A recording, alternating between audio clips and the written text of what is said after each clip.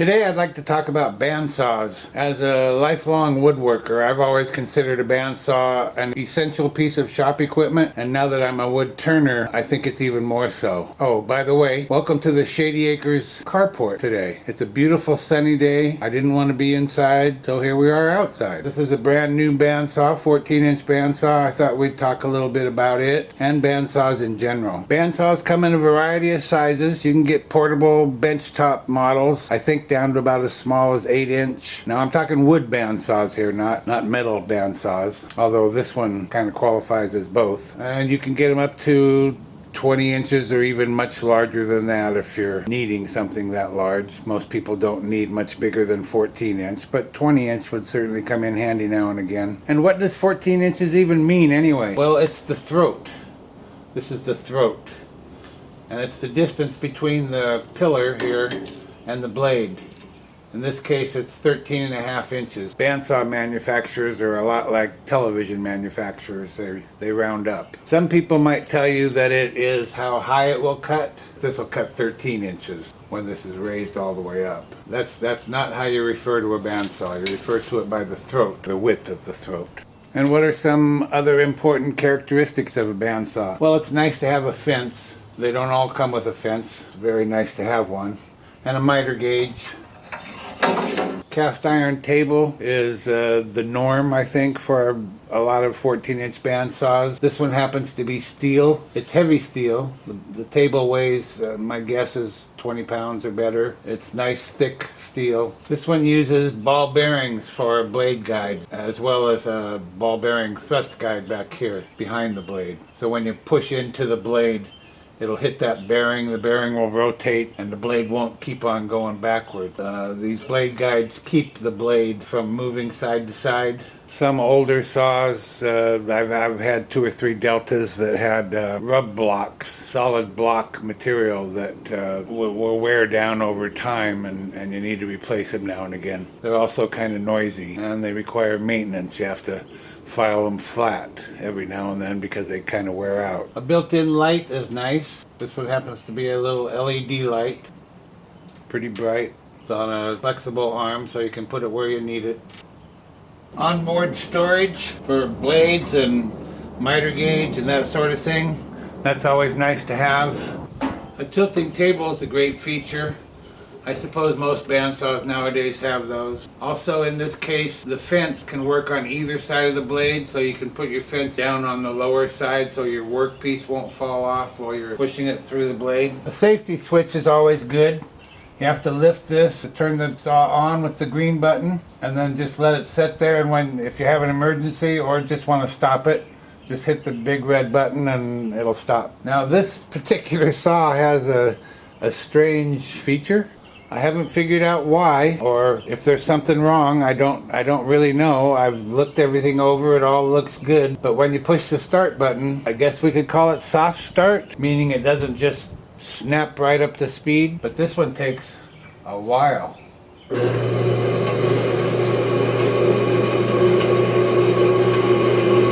I mean a while. See what I mean?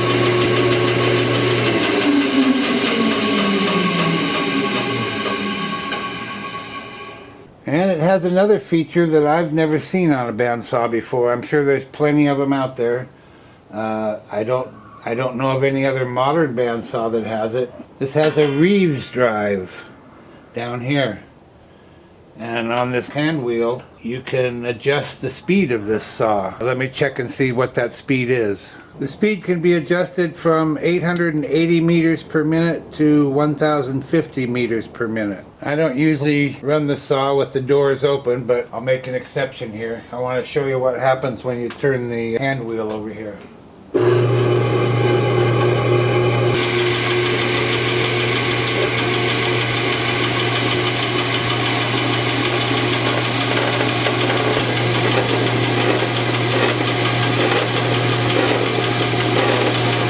That's the slow speed there.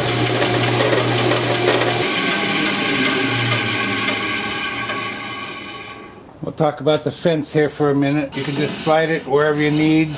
Like I said, it does work on either side of the blade, and then lock it down That locks the back end and the front end at the same time. That's a nice feature.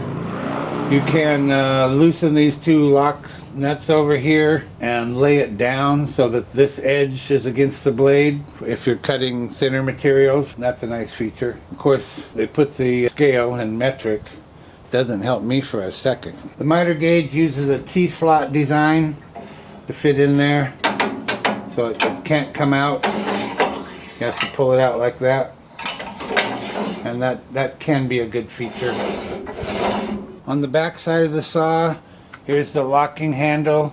This is how you tilt the saw table with this handle, and then you lock it in place wherever you need it to be. It has a dust collector port here next to the 1.5 horsepower motor. On the back of the upper wheel housing, we have the tilt lock for the wheel to make sure that the blade is running true in the middle of that wheel. You can loosen this lock, turn this to make the blade move inward or outward, again to get it into that center point, and then lock it down. At the top we have quick release blade tension lever, and on top of that is the blade tensioning knob. The saw has another nice feature that I haven't seen for a while. My Delta Unisaw has it. Turn the power on. And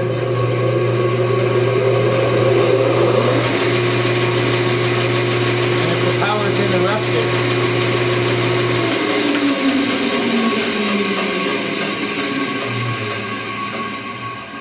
and then comes back on, the saw won't start up again until you push the green button. That's a great feature, especially here at Shady Acres where the power goes off about every 5 minutes. Something else I neglected to mention, this is not a tool-free blade change, but it's close. It takes care of the hardest part as far as I'm concerned, and that's adjusting these guide bearings. All you need to do is loosen this. Then there's a knob behind here. The bearing is on a concentric shaft, so when you turn the knob, the bearing moves that way or this way, closer to the blade or further away, and makes just a perfect adjustment, and then you can just tighten it back up. For the thrust bearing, you do need an Allen wrench. Loosen the Allen screw in there, and then you just push the bearing forward and backwards. Pretty easy. Tighten the screw back up and you're good to go. And by the way, it has a similar setup beneath the table. You've got these guide bearings, and then beneath the table you've got more guide bearings. To raise and lower the blade guard, you've got a lock here.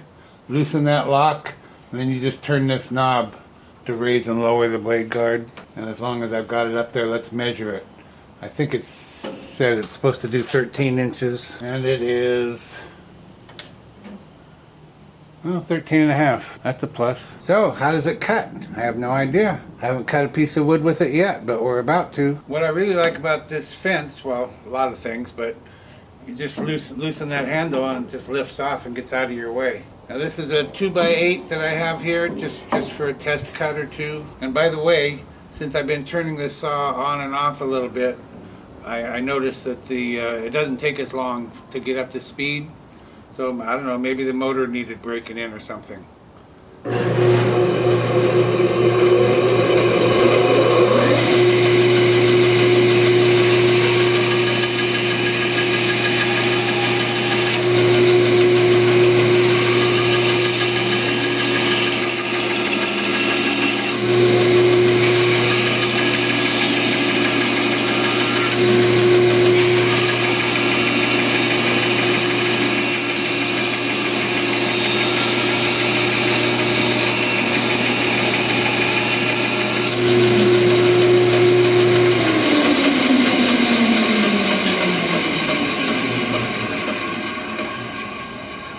Easy peasy, that's how it cut. Now this is a 1/2 inch blade in here, so it's not going to do tight curves. Arlen Sanborn stopped by the other day. He stopped by once before, a couple years ago, and brought me some wood, and he brought me some more the other day. And this is one of the pieces he brought that I think I'd like to turn, but it's a little bit long for my lathe, so I'm going to cut off a couple inches here.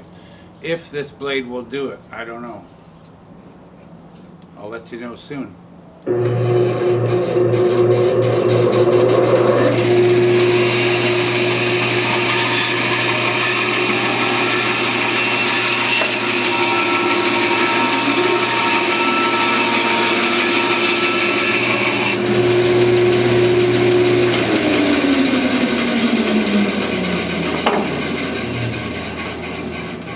Smooth as butter. I guess we should shoot more often outside, huh? His mom's just over there to his right.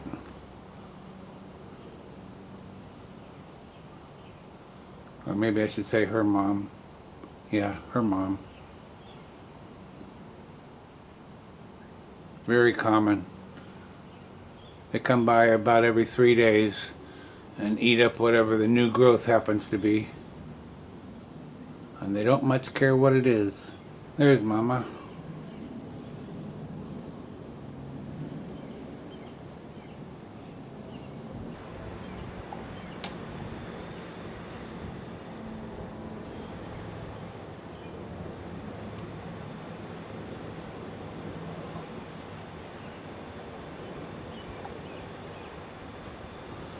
And off they go.